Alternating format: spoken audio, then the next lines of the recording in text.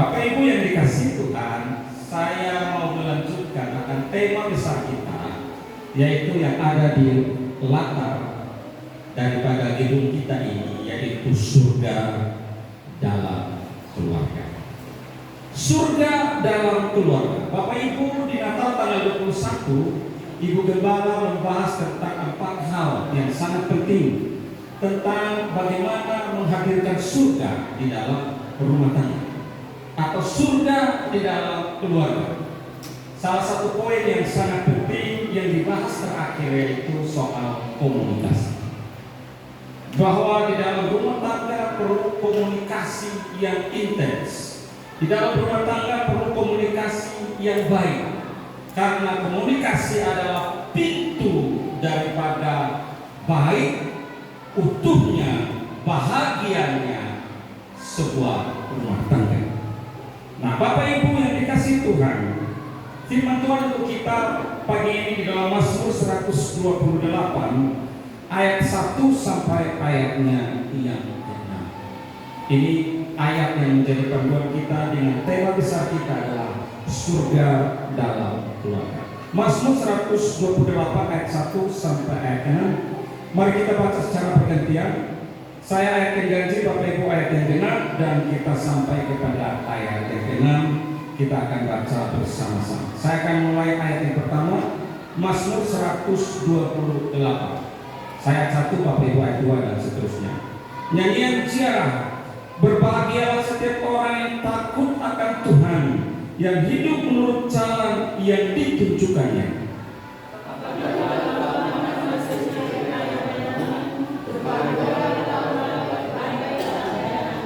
Istrimu akan menjadi seperti pohon anggur yang subur di dalam rumahmu. Anak-anakmu seperti tunas pohon zaitun sekeliling mejamu.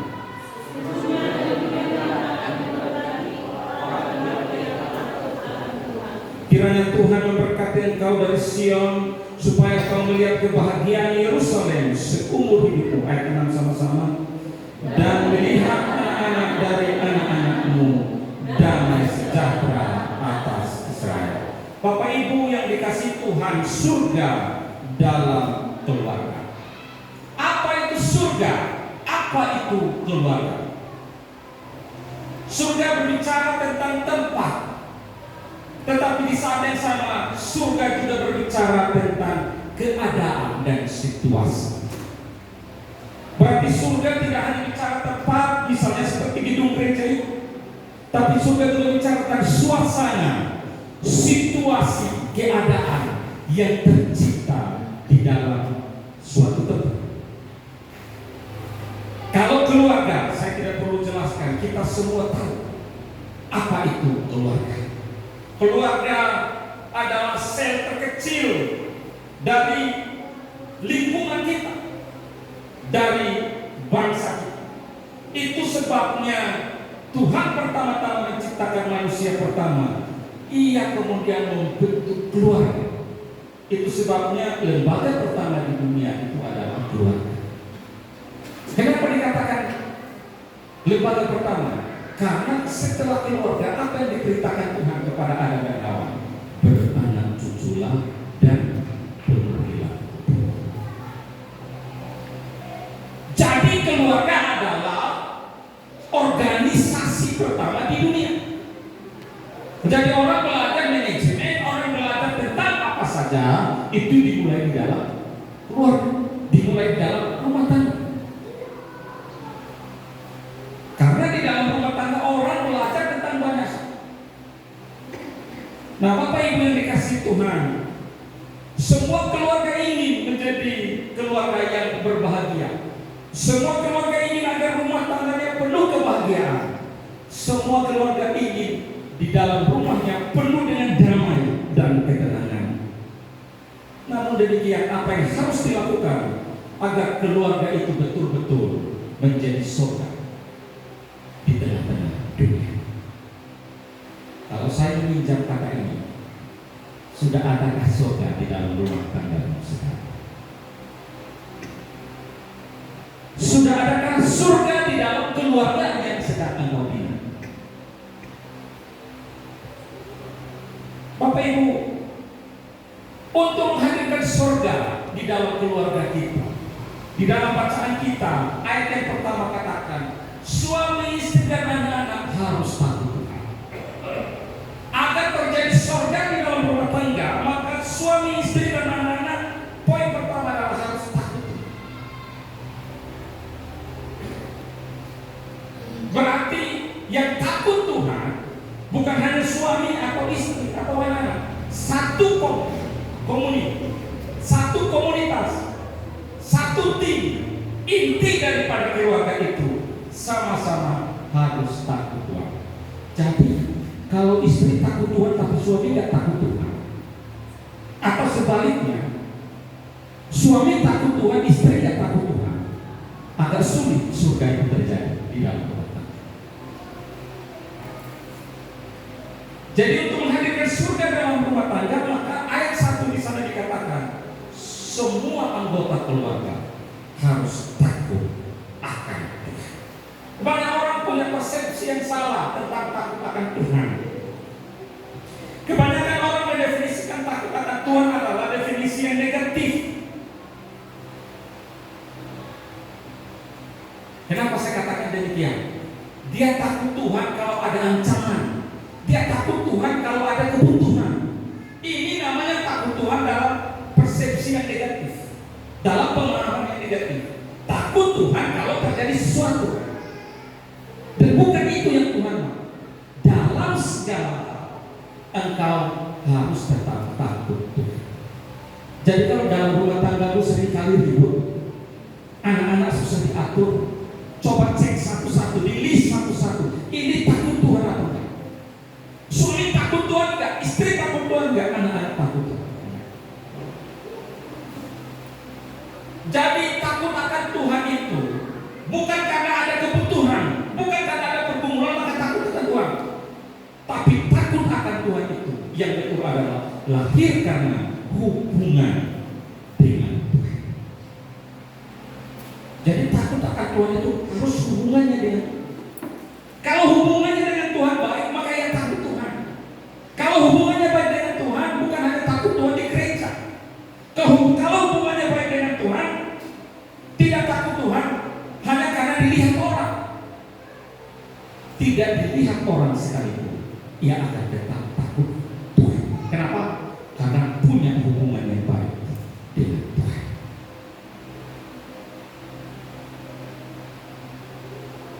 Banyak rumah tangga, banyak keluarga yang hancur oleh karena hanya takut Tuhan ketika dihambat.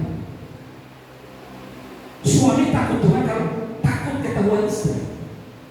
Istri takut Tuhan karena takut ketahuan suami atau takut ketahuan orang tua. Maka kemudian yang jadi takut. Takut akan Tuhan bicara tentang bagaimana engkau punya hubungan yang baik dengan Tuhan. Maka engkau akan menghadirkan surga di dalam rumah tanggamu, di dalam keluargamu. Poin pertama adalah semua anggota keluarga hiduplah takut Tuhan. Terima Yesus sebagai Tuhan dan Juru Selamat. Karena iman Kristen tidak berbicara tentang hukum dan aturan-aturan. Iman Kristen tidak bicara tentang semua ketat, semua maka hidupku baik. Tidak. Tetapi ketaatan itu terjadi karena hubunganmu dengan Tuhan baik. Kalau hubunganmu dengan Tuhan baik, ada orang, tidak ada orang, engkau tetap takut Tuhan.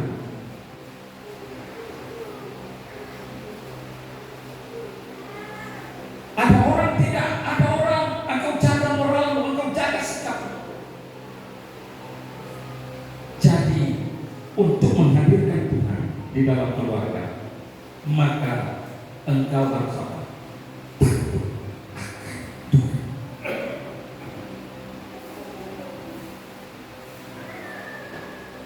Sejauh mana Bapak Ibu dan saya hidup takut akan Tuhan?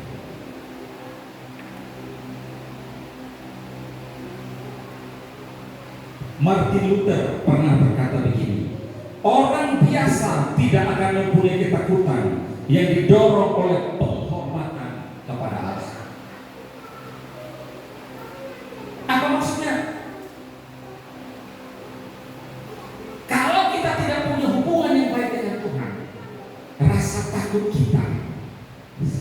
sama seseorang atau sama Tuhan hanya terjadi kalau ada orang di samping kita. Kalau ada orang di samping kita, kita nampaknya takut sekali ada orang. Nampak baik sekali, tetapi begitu tidak ada orang, maka aslinya kita mulai.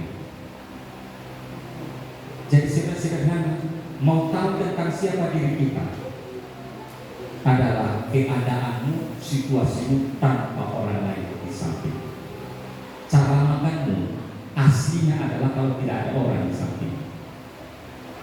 Karena kalau tidak ada orang di samping kita, maka itu menggomak begini pakai sendok nasi yang besar itu, makan di wajah, itulah aslinya kita. Tapi kalau banyak orang, waduh alihnya luar biasa. Karena takut kan? Tapi kalau kau punya hubungan yang baik dengan Tuhan, ada orang, tidak ada orang, situasimu, keadaanmu, perlakuanmu, hormatmu, takutmu, bukan karena ada orang, tapi karena kau ingat ada mata Tuhan yang memandang ke atas. Rumah tanggamu akan bahagia. Surga itu nyata bagi rumah tangga kalau suami, istri, dan anak-anak takut akan Tuhan. Ini poin yang pertama. Poin yang kedua, untuk menghadirkan surga dalam keluarga, selain anggota keluarga, suami, istri, dan anak-anak takut Tuhan, yang kedua adalah nikmati hasil pekerjaan. Ayat 2 katakan apa? Apabila engkau memakan hasil jerih payah tanganmu, berbahagia engkau dan baiklah keadaan. Akan terjadi surga di dalam keluargamu kalau engkau menikmati hasil pekerjaanmu sendiri. Apa maksudnya? Jangan nikmati hasil pekerjaan orang. Apa maksudnya? Jangan korupsi, jangan mengambil bagian yang bukan milikmu. Bekerja dengan keras, nikmatilah hasil usahamu. Jangan hidup karena hasil hutang. Jangan hidup hanya karena memperdaya orang lain untuk memperoleh keuntungan. Tapi nikmatilah hasil kerja keras daripada tanganmu sendiri. Maka kau pasti diberkati. Maka surga ada dalam rumah tangga. Istrimu, anak-anak, semua diberkati. Hasil jerih payah ini penting. Memakan hasil jerih payah tanganmu sendiri. Di zaman kita sekarang, tidak semua orang dapat menikmati akan hasil jerih payah.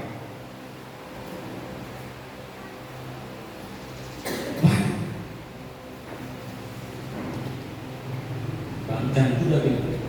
Tapi kalau saya main judi dan saya dapat uang, kan hasil jerih laku. Kau udah tahu itu judi, udah tahu itu judi, tapi kau bilang itu hasil jerih laku. Yakinlah kau tidak akan pernah diberkati.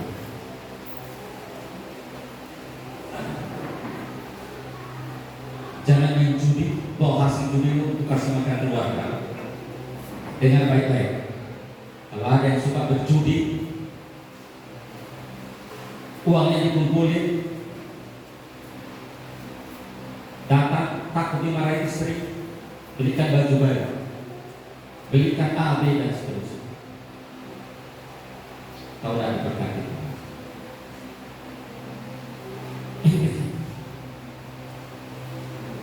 Apa jerih lelah yang sedang bekerja? Apa pekerjaan?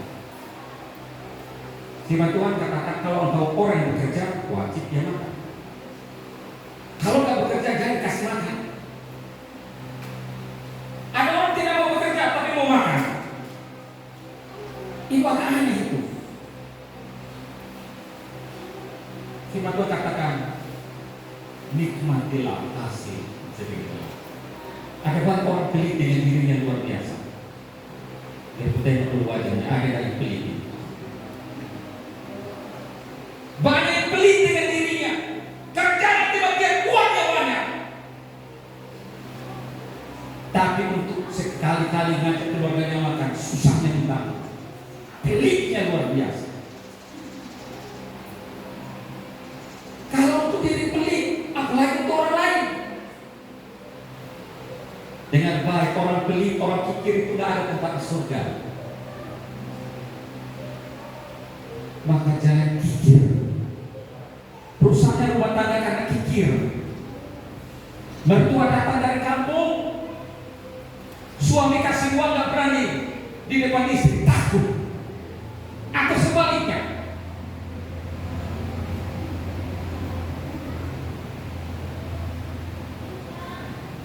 Sampai sekarang Bapak Ibu, kalau ada telepon dari kampung ngomong minta sesuatu, saya bilang ngomongnya sama ibu, bukan ngomong saya, karena itu ngomong bukan saya.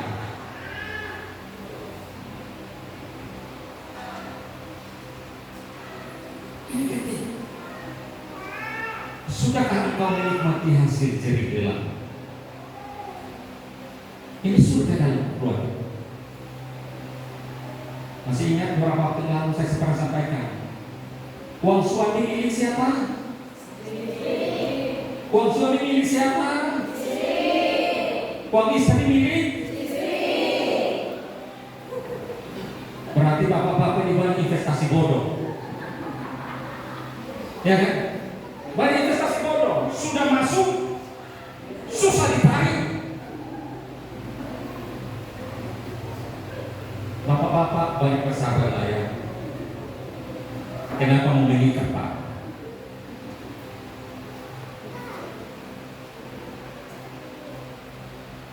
Nikmatilah hasil usaha.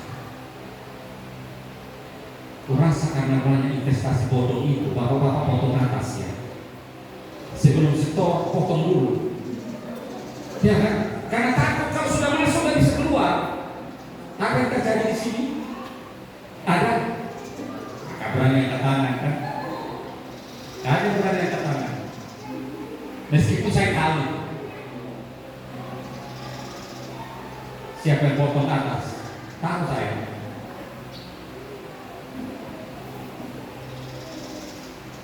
Untuk menghadirkan surga di dalam rumah tanggamu, maka hal yang kedua yang harus kita lakukan itu apa? Nikmati hasil usaha.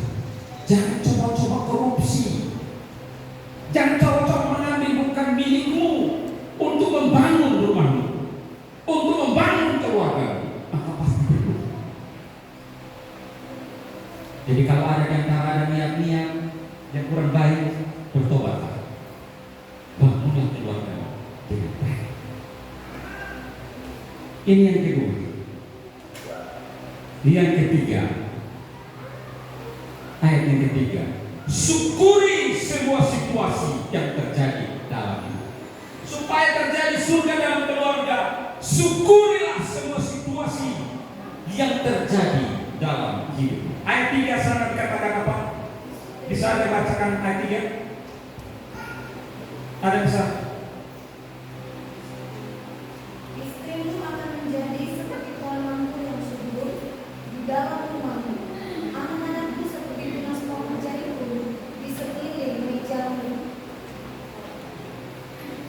Istrimu akan seperti pohon apa? Anggur yang subur. Syukurilah semua situasi yang terjadi dalam rumah tangga keluarga. Syukurilah anak-anak yang Tuhan kasih. Jangan sudah kau lahirkan kau oto-otoin dia. Udah berdoa, dikasih Tuhan, kau bodoh-bodohin lagi. Kau panggil dengan nama-nama binatang lagi. Yang bodoh kalilah, yang kau kalilah, yang jemput binatang lah keluar. Syukuri semua situasi yang terjadi dalam rumah tangga. Bapak Ibu, ada seorang pendeta, sudah almarhum pendeta GKI. Dia menikah dengan istrinya, sama-sama golongan darah yang sama. Oleh dokter dilarang itu berbahaya.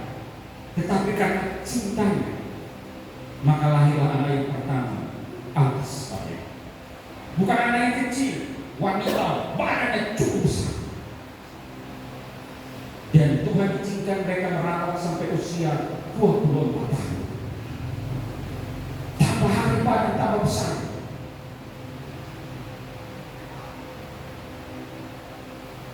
Tidak malu. Suaminya datang melayani bawa di tempat khusus, tempat dulu masih kecil dibawa pakai sepeda motor, kemudian naik mobil, pergi melayani, datang ke kampus, selalu dibawa anak, mau ngeces terus, tidak main dengan anak. Malah dia katakan ini berkat untuk anak yang kedua lahir badannya kuning semua, berbulan-bulan di ICU. Tuhan selamatkan, sehat sama sekali, laki-laki.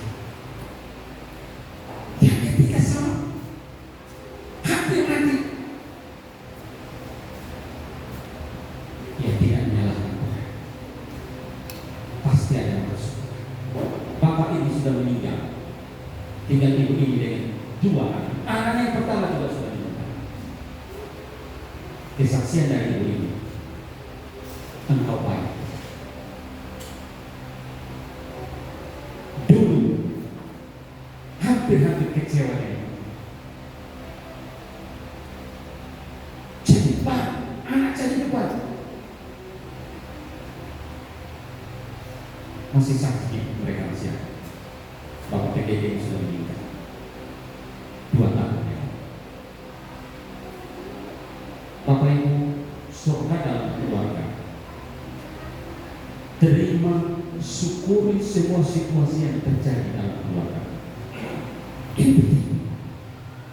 Syukuri. Terima kasih Tuhan untuk semua yang terjadi dalam rumah tanggaku.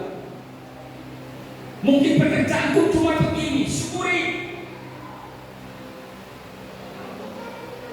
Istriku mungkin modelnya begini, syukuri. Makin hari makin berkesan.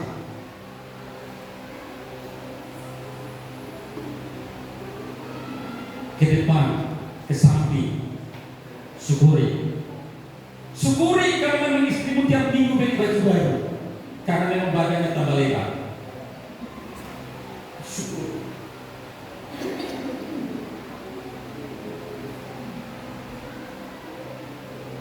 Minggu lalu, waktu Natal kita ikut gembala dengan begini. Jangan kau bandingkan istrimu atau suamimu dengan tetangga. Masih ingat ya yang disampaikannya? Jangan membandingkan. Kok bang, kok kamu kan tidak seperti si Anu itu ya? Ini itulah pasti laki-laki dulu kok kesana aja sama dia. Pasti bang. Bang, kok kita nggak kayak gitu ya? Syukuri apa yang terjadi dalam rumah tangga. Syukuri. Ini penting Bapak Ibu yang dikasih Tuhan.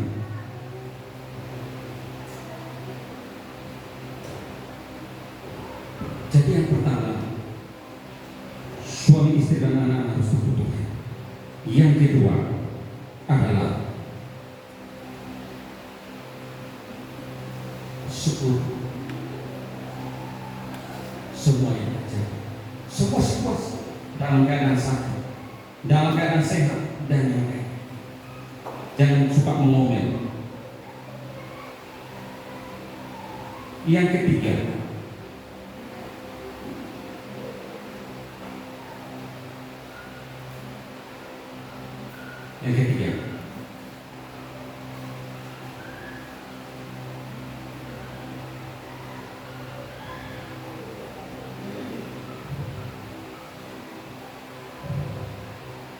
saling melayani dalam doa.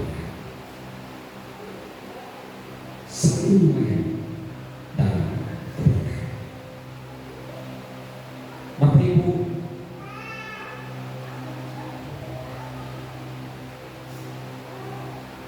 tugas dan tanggung jawab kita dalam rumah tangga itu berbeda-beda. Suami bertanggung jawab untuk mencukupkan dan memenuhi kebutuhan. Ibu-ibu punya tugas untuk merawat suami, anak-anak. Anak-anak punya tugas adalah menolong orang tuanya. Tetapi di atas itu semua, semuanya itu harus saling melayani. Jadi di dalam rumah tangga itu tidak ada bos, tidak ada majikan. Ini dengan baik. Anak-anak zaman sekarang itu jadi bos. Kalau dipanggil harus 10 kali baru jawab. Itu bos ya. Tahu bos? Orang Sinti itu. Sinti. Sinti itu apa? Gila. Jadi kalau kau dipanggil berkali-kali gak pernah datang, itu orang gila.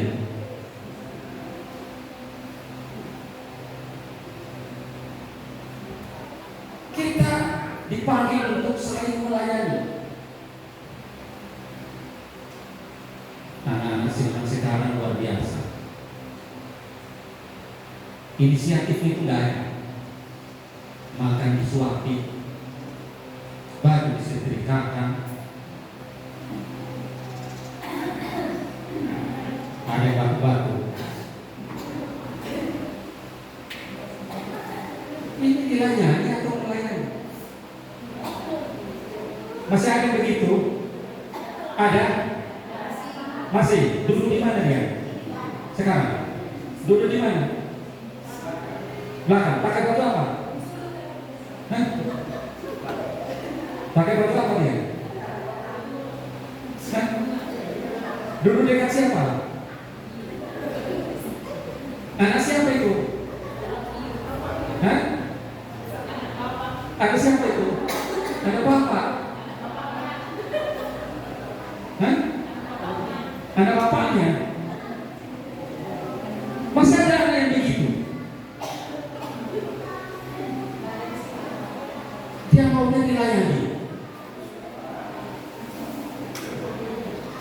Kalau masih ada anak yang begitu, bertobat. Bertobat. Bertobat anak-anak yang kau begitu, bertobat.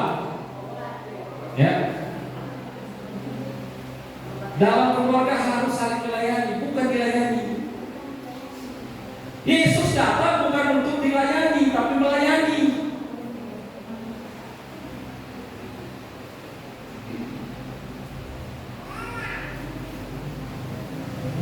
Ada bapak-bapak yang maunya dilayani terus? Ada? Ada? Pakai baju apa dia? Hah? Pakai baju apa dia? Hah? Merah? Ada bapak-bapak begitu?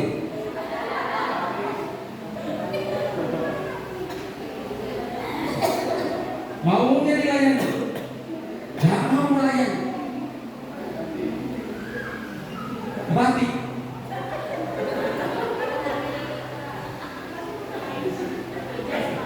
Pakai jas. Pakai jas ya.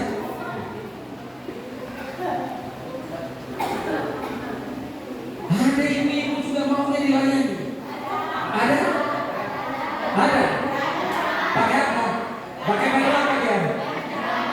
Kan ibu mau dilayani? Karena jerawatnya nyonya. Hah? Nyapu, nyuci, nyetrika, nyasak.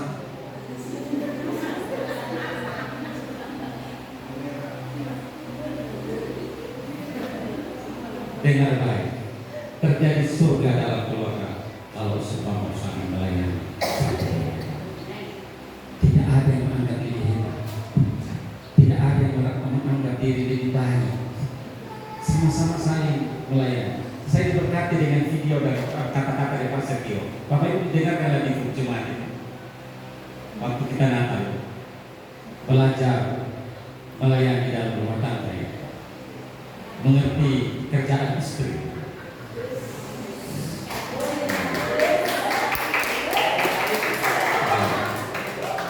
Itu dikirim di grup jemaat itu. Sudah diposting juga kemudian di Facebook itu.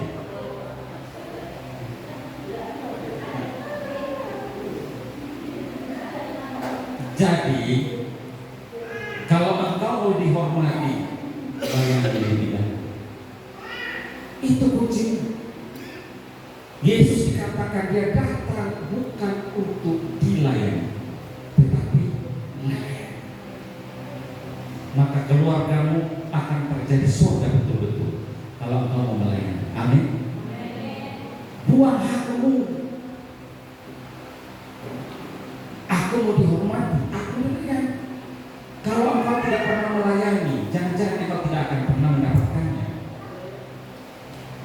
Maka Matius 7 ayat 12 katakan, apa saja yang engkau kehendaki itu terjadi padamu, berbuat terjadi.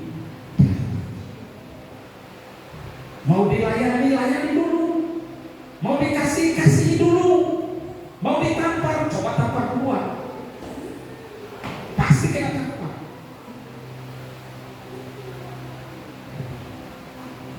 Ini yang terakhir. Jadi surga dalam keluarga terjadi. Yang pertama, semua anggota keluarga harus taat.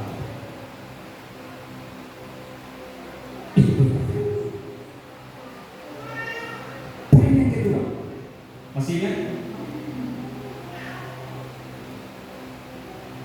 Apa poin yang kedua? Nikmati hasil usaha.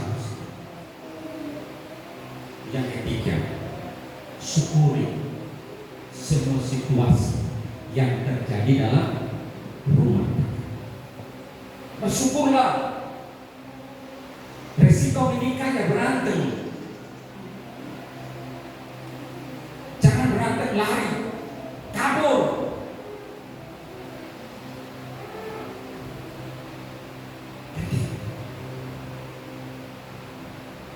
Yang terakhir lagi, supaya terjadi surga dalam keluarga, harus saling melayani.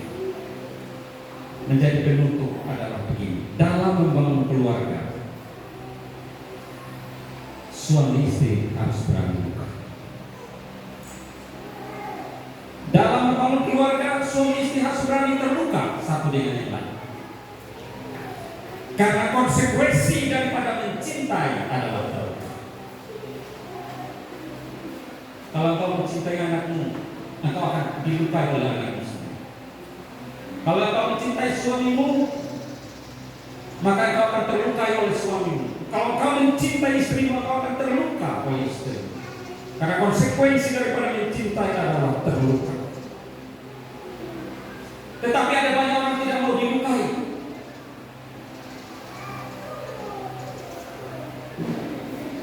Ia maunya tidak dilukai, tapi sering dia melukai orang lain. Tetapi yang paling utama dalam rumah tangga adalah seberapa banyak stok cinta yang ada dalam rumah tangga. Seberapa banyak stok kasih yang melimpah di dalam hidupmu, sehingga surga itu betul-betul nyata di dalam rumah tangga. Sebesar apapun engkau dilukai, sebesar apapun engkau terluka, tapi kalau engkau memiliki stok cinta yang cukup,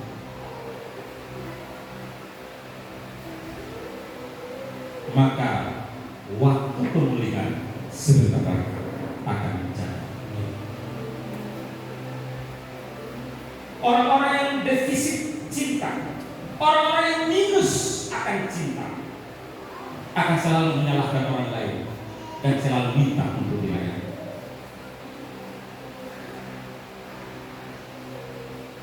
Kesulitan terbesar membangun keluarga yang bahagia, surga di dalam keluarga, adalah kurangnya stok cinta yang berlimpah. Karena cinta Tuhan, maka ia datang ke dunia. Maka terimalah cinta yang terus. Kumpulkanlah kasih sebanyak mungkin dalam hidup. Kumpulkanlah cinta sebanyak mungkin dalam diri. Jangan sampai engkau kekurangan cinta. Jangan sampai engkau kehabisan cinta. Karena kalau engkau kehabisan, maka engkau akan selalu melukai orang lain. Di atas itu semua, surga dalam keluarga tercipta. Saya menutup dengan kalimat yang terakhir. Sabar